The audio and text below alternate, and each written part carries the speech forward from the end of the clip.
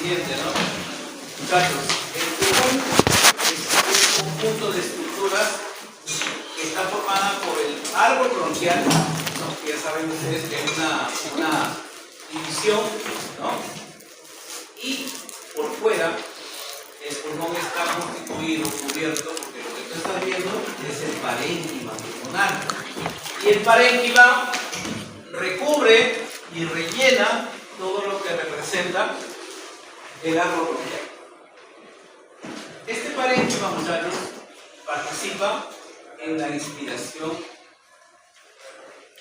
normal. Cuando uno expira en la inspiración normal, debes de saber que no hay ninguna participación de músculos. Nunca te olvides de eso. Los músculos participan en la inspiración, pero en la expiración no hay músculos.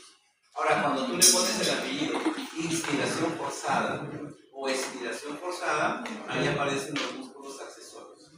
Pero la expiración como tal no usa musculatura. Entonces la pregunta es ¿cómo es que el aire sale del pulmón? Sale por la elasticidad pulmonar. ¿Y la elasticidad de quién? ¿Del árbol bronquial? No. ¿La elasticidad de quién? Del parénquima pulmonar. ¿Ya? La elasticidad del parénquima pulmonar. Bien. Entonces, el pulmón, dicho todo esto, muchachos, el pulmón tiene tres caras, ¿ya? Una cara costal. La cara costal es la que está íntimamente ligada a las costillas, pero le da todo el contorno, ¿no? Anterior, lateral y posterior. Y como tal, por la forma que tiene, es convexa, ¿sí? En cambio, la cara que va hacia adentro, la cara medial, que es la parte del mediastino, recuerda que el espacio que hay entre ambos pulmones se llama mediastino, esa es la cara medial. Esa cara medial, ¿estamos de acuerdo? Recuerda que ahí hay órganos. Está excavada, es cóncava. Y la parte inferior, que es la cara diafragmática, ¿no? En contacto con este músculo, recuerda que el diafragma es un músculo en forma de cúpula. Entonces también va a ser cóncava. Dicho de otra manera, resumiendo, las caras diafragmática y mediastínica son cóncavas. Y la cara costal es convexa. ¿Ya? Es convexa.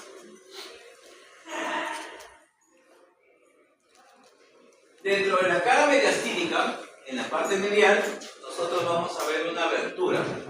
Esta abertura, muchachos, esta abertura se llama ilio pulmonar. Pero el conjunto de estructuras que ingresan o que salen por esa cavidad se llama pedículo o raíz pulmonar. ¿Estamos de acuerdo? El agujero es el ilio y las estructuras que pasan por él, ese es el pedículo pulmonar. Esta cavidad tiene bordes. Sí, y si nosotros vemos acá, observa, al hacer el esquemita, vamos a ponerlo acá en la parte inferior, muchachos, para entenderlo. Mira, nosotros tenemos acá nuestro pulmón, ¿estamos de acuerdo? Nuestro pulmón, y nosotros vamos a ver que acá está el ilio pulmonar. Este ilio pulmonar presenta justamente, vamos a imaginarnos que esta es la cara posterior, la parte de la espalda, y esta es la cara anterior, ¿no? La cara es la parte rostral, adelante. Entonces, si este es el ilio, el borde anterior se llama región preiliar. Preiliar. La región que está hacia atrás, la parte posterior, se llama retroiliar. ¿Ya? Retroiliar. Y la que está arriba se llama suprailiar. ¿Estamos de acuerdo? Eso vendrían a ser entonces los tres bordes de esa región llamada ilio pulmonar. ¿No? Ilio pulmonar. Todo pulmón tiene obviamente una parte superior. En esa parte superior, las caras diafragmáticas, mediastínica y costal se juntan arriba. Eso se llama vértice. ¿Por qué no hablamos de la cara diafragmática? Porque la diafragmática está aquí abajo, ¿no? Está en la base, no está en el vértice. Pero acá, muchachos, es cuando nosotros tenemos que empezar a entender algunas patologías. Escúchame. Cuando nosotros tenemos un caso clínico, como por ejemplo, te voy a poner el ejemplo, ¿no? Te dicen que es un varón de 45 años, ¿ya? Con antecedentes de fumar 20 cigarrillos al día. 20 cigarrillos al día, ¿ya? ¿Qué más? Que hace 3 semanas empezó con una tos productiva, tos con fiebre. Ha perdido hace 3 meses 5 kilos, ha perdido peso. Hace picos de fiebre de manera interrecurrente, día sí, día no, con fiebre. Y está teniendo sudoración nocturna, es decir, la espalda no es como si se despertara y el polo totalmente mojado. Sudoración nocturna. Con eso, yo no puedo decir qué es, aunque de repente estés sospechando algo, pero necesitas un dato más que me dé la respuesta que yo estoy pensando. Y te dicen a ti, a la radiografía pulmonar presenta una lesión cavitada. ¿Qué significa la palabra cavitada? Un hueco localizado en el lóbulo superior del pulmón derecho. Con eso, yo ya debo tener mi diagnóstico. ¿En qué pensamos? TBC. ¿Solo TBC? ¿Solo TBC? ¿Qué dicen? Nicole, ¿qué dices? ¿Solo TBC? Abril, ¿qué dices? ¿Solo TBC? El otro diagnóstico que está cerca por ahí es el cáncer pulmonar. Porque a mí la doctora ha perdido peso. Cuando yo escucho siempre la palabra pérdida de peso, me olvido cáncer, ¿no?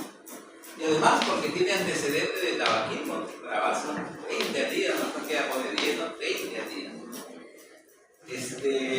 Y obviamente el factor desencadenante de un cáncer definitivamente el antecedente. Claro, no todos los cánceres, por acaso, hay gente que ni fuma y ya hace cáncer pulmonar, ¿no? Pero los que tienen ya ese factor de riesgo tienen obviamente una mayor susceptibilidad. La pregunta es, en este caso sería, doctor, ¿por qué no cáncer? Vamos a ver. Para empezar, el tema está en la radiografía. Porque ¿qué es el cáncer? Un tumor. Tiene que haber una masa. Y las masas, que son lesiones neoformativas, normalmente ocupan un color blanco en la radiografía. ¿Pero qué me dice la radiografía? Que veo una cavidad, que veo un hueco. Y eso no tiene nada que ver con cáncer. Las cavidades son justamente características de las tuberculosis. Y el lugar favorito del Mycobacterium tuberculosis, muchachos, ¿saben cuál es? El lóbulo superior del pulmón derecho. Te gusta ese lugar. Ahora, ¿por qué tiene que ser los lóbulos superiores? Porque recuerden algo, el Mycobacterium es aeróbico, o sea, depende del oxígeno. Y por lo tanto tiene que ir a la zona donde haya más oxígeno. Por la densidad, ya saben que el aire ¿dónde va? Hacia arriba, ¿cierto? Entonces tiene que ir a los lóbulos superiores.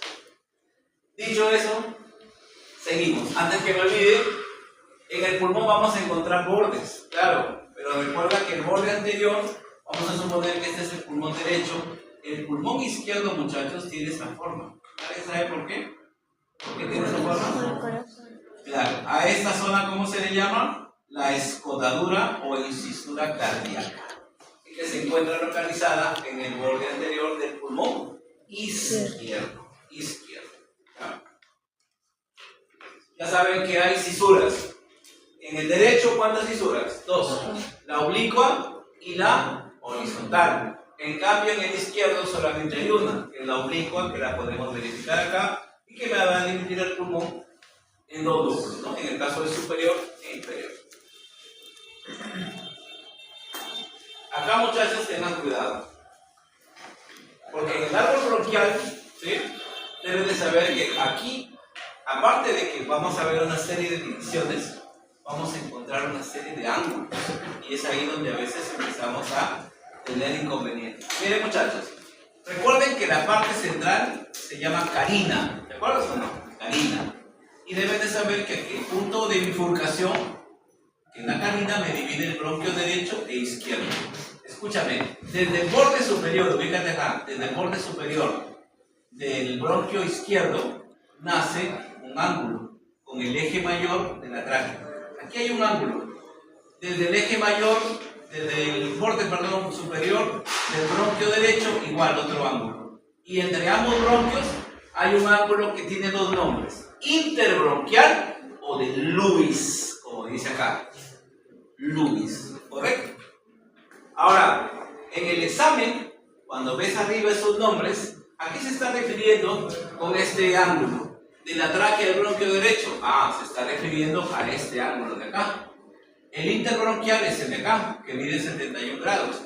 Pero, ¿qué es el ángulo subcarinal? Muchachos, esta es la tráquea.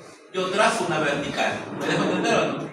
O sea, el ángulo interbronquial de Lewis lo divido en dos, como en este caso, ¿no? Lo divido en dos. Y el que está a la derecha sería el ángulo subcarinal derecho.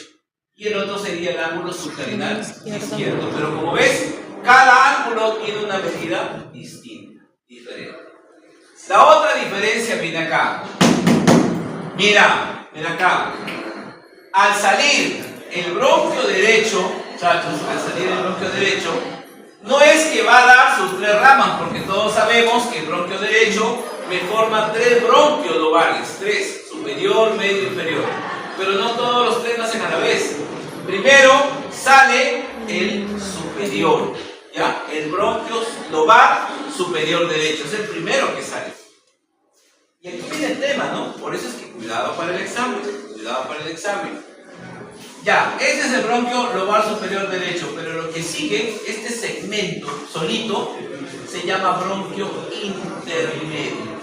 Por eso acá también he colocado, este pequeño segmento se llama bronquio intermedio, el cual, después de un tramo, va a dar sus dos ramas: el bronquio lobar medio y el bronquio lobar inferior. ¿Correcto? Entonces, en la primera división, no es que nacen los tres. Primero el superior y luego el intermedio. ¿Correcto? Otro dato. Cuando nace el bronquio derecho, tiene un calibre de 35 milímetros. Y apenas, cuando ya da su primera rama, ya mide 25 milímetros. Es decir, un calibre grande que poco a poco empieza a disminuir. Y justamente es el eje de esta división bronquial. ¿Te vas a perder? Bien. Acá.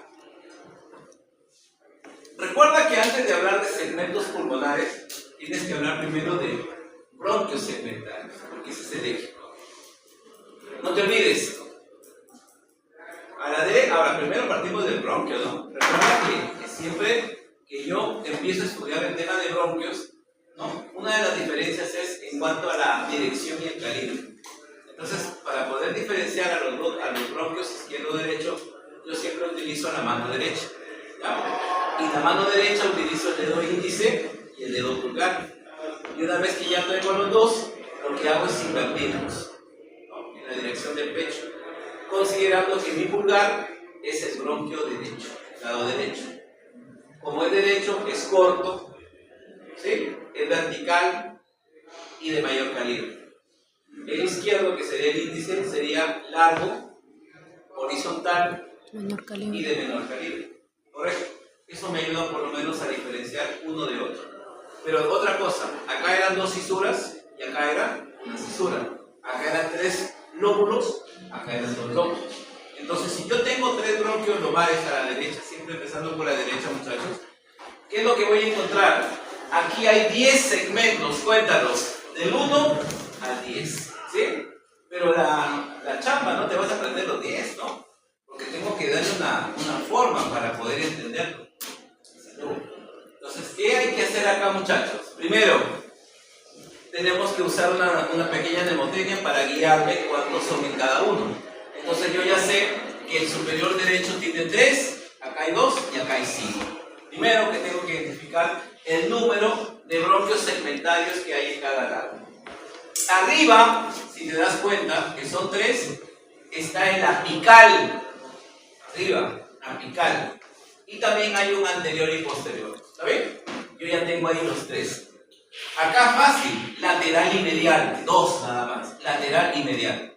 Y abajo, que son 5, el que me guía, recuerda que como está abajo, inferior, está en la base. Y todos ellos van a tener esa basal, salvo el primero que es superior, pero los demás todos son basales. De esa manera, ya sé que todos los basales le pertenecen al bronquio lobar inferior. ¿Correcto? Ya de esa manera ya los identifiqué. ¿No?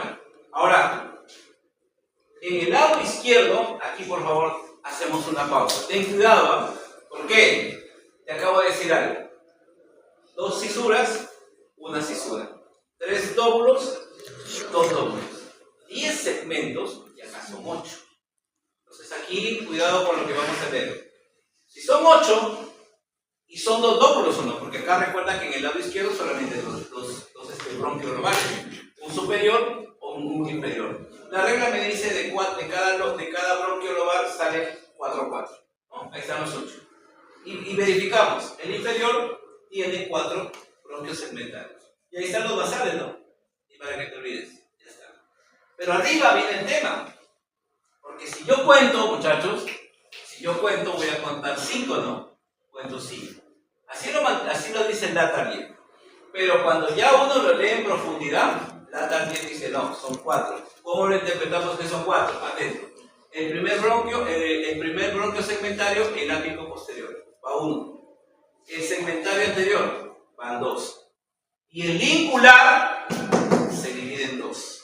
Y que se cuenta 1 cada uno. Entonces aquí cuento 4. Vuelvo a repetir. Ápico posterior 1. Segmentario anterior 2. Lingular superior 3. Y lingular inferior 4.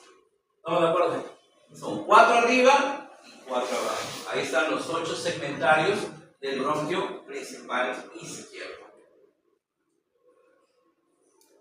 El bronquio, como pueden ver, así como hay broncos hay segmentarios, vamos a ver intrasegmentarios. ¿Qué quiere decir? Que paralelo al bronquio normal, ¿no? El bronquio que se va dividiendo, se van a formar unas ramas paralelas, ¿sí? Algunas tienen forma de arco, los oblicuos. Otros están paralelos a los oblicuos, esos son los de relleno. Entonces hay una serie de bronquios que están justamente a los lados de los segmentarios. O sea que en el eje mayor se van dividiendo, pero antes a los costados se van formando otras ramas. Eso vendrían a ser los intrasegmentarios. ¿Ya? Entonces hay dos tipos de distribución: segmentaria e intrasegmentaria. Aquí hacemos una pausa, ¿no? La vascularización. Los pulmones es uno de los pocos órganos que tienen doble vascularización. Porque tiene una vascularización funcional y tiene una vascularización nutricia. La vascularización pulmonar está a cargo de las arterias y venas pulmonares. Y la vascularización nutricia, arterias y venas bronquiales. No lo vayas a olvidar. La funcional. Recordemos, del ventrículo derecho, ¿quién nace, muchachos? El tronco de la pulmonar. Luego este tronco se divide en dos. ¿Correcto? Una arteria para cada pulmón. Una cosa importante. La regla general me dice que las arterias que llevan sangre ricamente oxigenada. ¿Correcto? Pero la pulmonar que transporta, poco oxigenada. Porque va al pulmón. ¿Va a haber hematosis o no?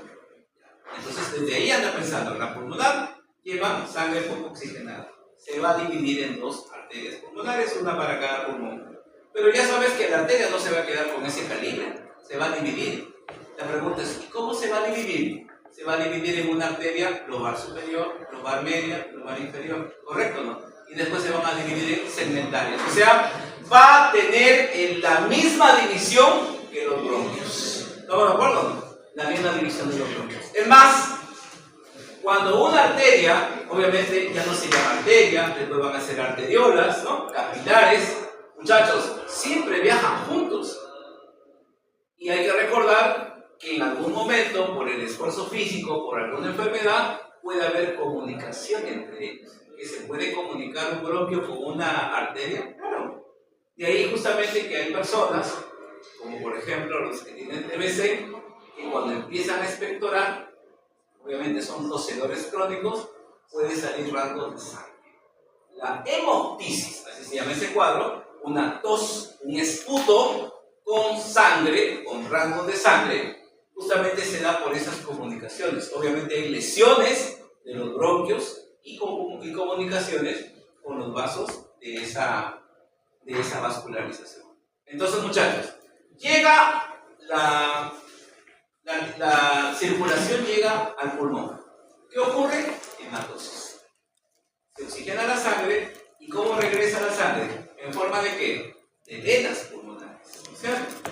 ¿Cuántas venas pulmonares son? 2 de cada pulmón. Nunca te olvides que por cada arteria hay 2 venas. Entonces llegará una arteria pulmonar a cada uno. Pero cuando salen 2 venas de cada lado. Por eso es que cuando vemos aurícula izquierda, vamos a ver que hay 4 justamente entradas, que son las llegadas de las 4 venas pulmonares. ¿Qué traen las venas pulmonares? ¿Sangre qué? Ricamente oxigenada, ¿no? Es la excepción a la regla. Muy bien, hasta ahí bacán. Pero ¿cómo se llama esa vascularización? Funcional. ¿Estamos de acuerdo? Es la funcional. Sin embargo, los pulmones no se nutren por ahí. Lo hacen a través de las arterias bronquiales. Entonces, las arterias bronquiales se constituirían en la circulación sistémica, que es la que vamos a revisar.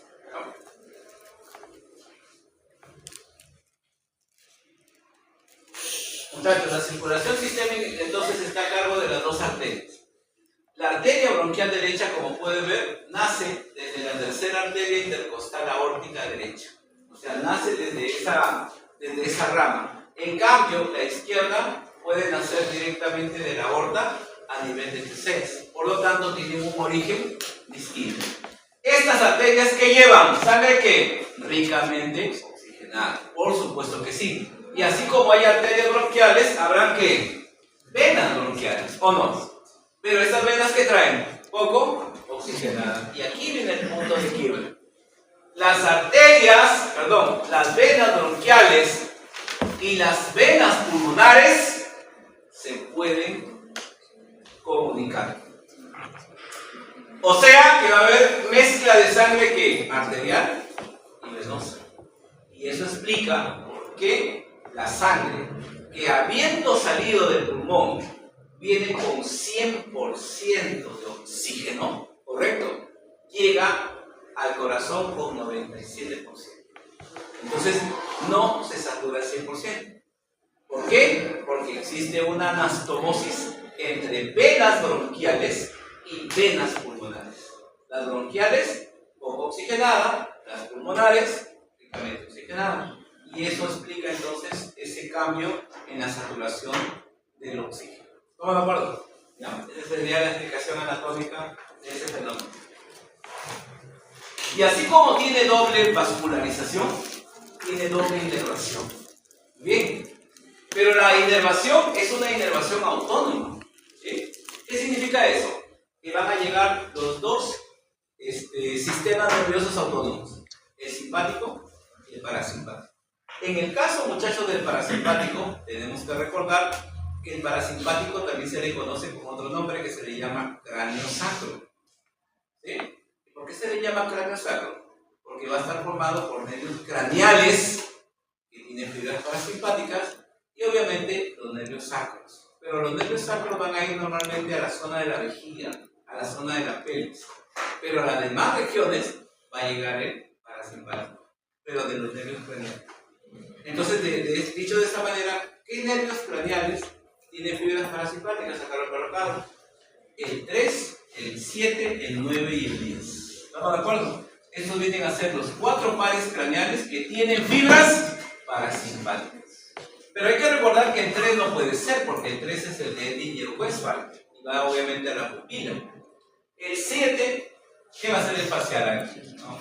Glosofaringeo tampoco. ¿Y quién nos queda? El vago. El vago es el que llega ahí. ¿Sí? Pero escúchame. ¿A dónde va el vago? ¿A dónde va el vago? Al músculo liso. Entonces tengo que analizar de todo lo que acabamos de exponer, ¿dónde hay músculo liso, muchachos? bronquios.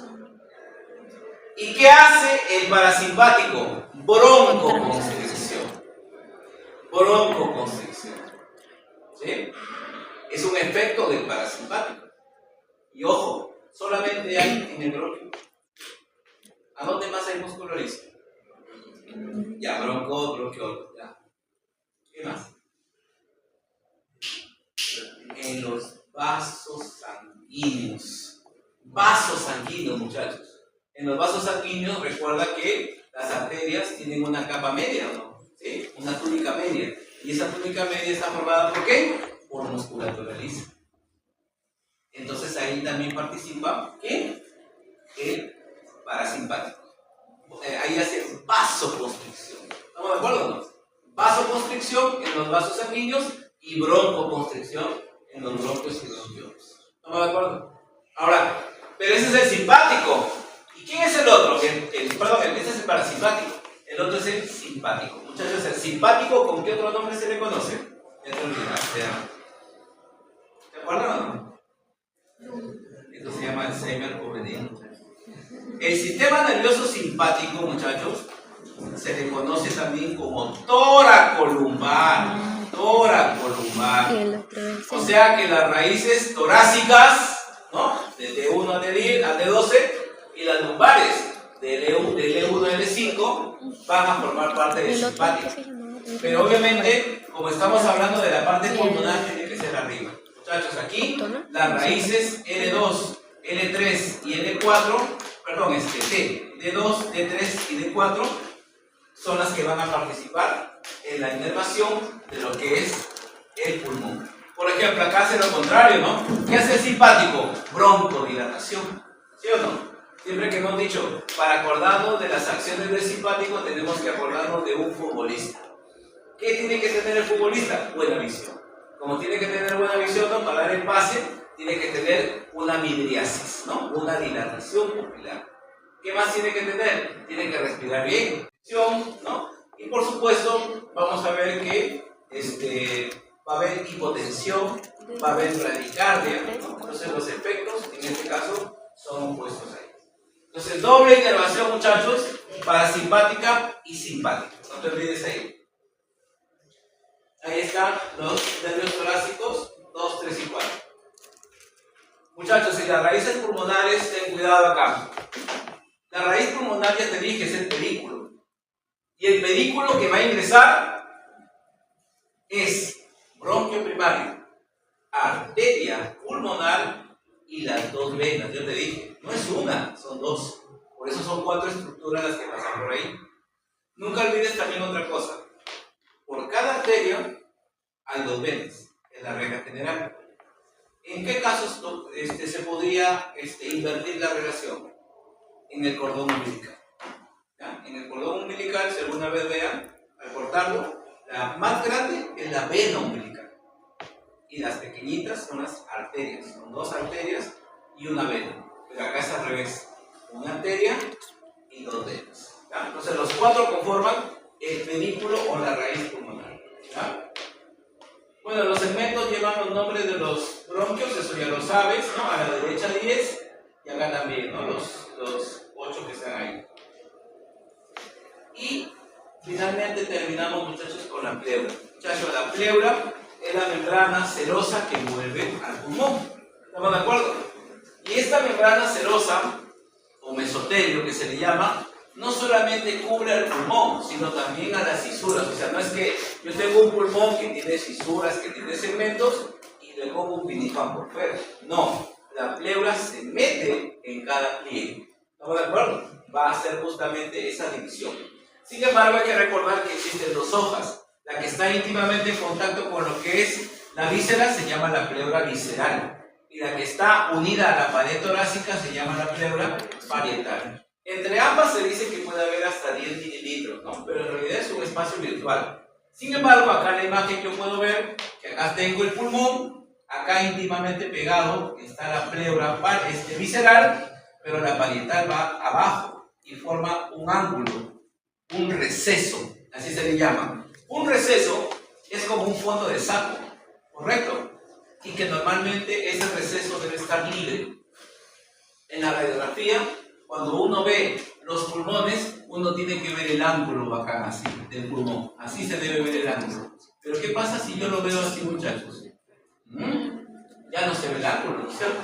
Significa entonces que aquí, si yo lo proyecto, aquí, este espacio está ¿qué? Siendo ocupado por algo, ¿no? Ese algo puede ser un líquido, puede ser sangre, puede ser pus, ¿ya? Y dependiente de lo que pueda hacer, eso se llama derrame pleural. Es que sí sale ahí en el video. Pero el derrame pleural no es una enfermedad, recuerda. El derrame pleural es una causa de. ¿Cuál? O sea, si yo veo digo derrame pleural, tengo que echarme a investigar. Lo primero que tengo que descartar acá en el Perú, una TBC. ¿Qué le pido? Un BK en esputo. Una vaciloscopía, puede ser. Ahora, pero alguien dirá, pero no puedo ver la radiografía, claro. De repente, ojo, hay que ver un detalle. Hay personas, yo he tenido un caso, ¿no? Una señora, 27 años, que llegaba con un dolor acá en la espalda, muchachos. Un dolor, ¿no? Y un dolor clásico, ¿no? Ampollas. Pasaron como 2 semanas y la señora seguía, ¿no? Con el dolor. Pero ya decía que había momentos en que se acostaba y no podía pararse. Uno dice, bueno, de repente está haciendo una lumbalgia o una dorsalgia más arriba, ¿no? Le sacaron su placa y la placa salió negativa. Por ahí un poquito de loro, que bueno, puede ser, ¿no? Pero ya la sospecha daba, ¿no? Porque la señora, al llegar, ahí viene el tema, ¿no? Al llegar a la consulta, en pleno invierno, llegaba sudando. Claro, ¿no? ¿Quién va a sudar así con todo el abrigo, no? No, acá hay otra vaina, ¿no? Pensamos en un tema cardíaco, ¿no? Y se le manda a hacer una tomografía a la señora, ¿no? En la tomografía se encuentra justamente que ya estaba teniendo una afectación en la parte inferior, pero no era un cáncer. Y es ahí donde decimos, cuando no es un cáncer, tenemos que descartar TBC. Oye, pero no está tosiendo, nunca ha tosido en el cuadro, ¿no? Pero de todas maneras hay que investigar, si de repente hay que recordar que la TBC no siempre es pulmonar. Y efectivamente se le hace un BK y sale positivo. Era una TB pleural. Pero por causa de una TBC pleural. Y después, ya que le hicieron ese examen, ya empezó, porque el derrame, como ocupa espacio, ya te hace toser y empieza el cuadro, ¿no? Y de acá es un